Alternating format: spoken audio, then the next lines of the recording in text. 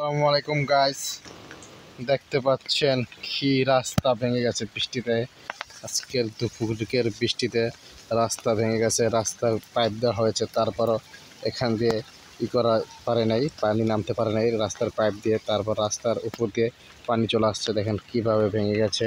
দর্শক, এই যে না, আমরা এখানে বসার জন্য টং পেতেছিলাম, এই টংও ডুবে গেছে। দেখেন টং পুরোপুরি ডুবে গেছে। এই যে না, তোদের ঘুরে ঘুরে একটু দেখাই। এখন আজকে দুপুরের বৃষ্টিতে টানা 2 দিন ধরে দুপুরে অনেক জোরে বৃষ্টি নামছে, অনেক বেশি করে বৃষ্টি নামছে। আজকেও নেমেছে সেভাবে বৃষ্টি।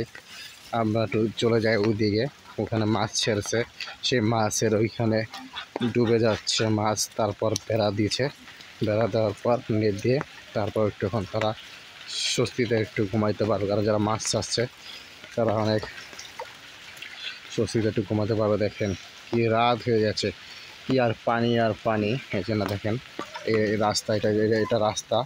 এই যে দেখেন রাস্তার উপরে পানি,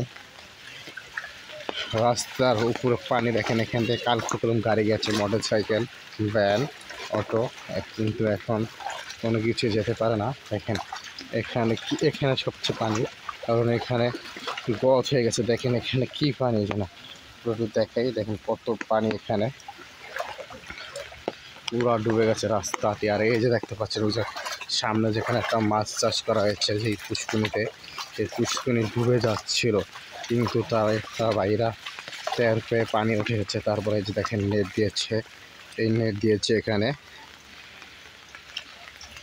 কি নেট দিয়েছে দেখেন, নেট না দিলে এখান দিয়ে গেলাম মাছ বের হয়ে যেত। কারণ আমি কতটা আগে এসেছিলাম, এই যে এখানে কোনো মাছ আসছিল, ঘুরা ঘুরা তেলাপিয়ার পোনা দেখতে পেয়েছি আমি। ঘুরা ঘুরা তেলাপিয়ার পোনা দেখতে পেয়েছি। দর্শক দেখেন এই পুষ্কুনি, দেখেন এই যে রাস্তা চুমচুম পানি, এখান দিয়ে পানি উঠে যাবে যদি আজকে রাত্রে বৃষ্টি হয় এরকম।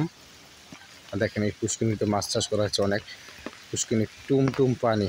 দেখেন ওরে রে। দর্শক, আজকে এই পর্যন্ত ভিডিওটি ছিল। ভিডিওটি যদি ভালো লাগে অবশ্যই লাইক, কমেন্ট, শেয়ার দিয়ে পাশে থাকবেন। কারণ গাইজ তোমরা বেশি বেশি শেয়ার করবে, কারণ তোমরা সবাইকে দেখার সুযোগ করে দিবা।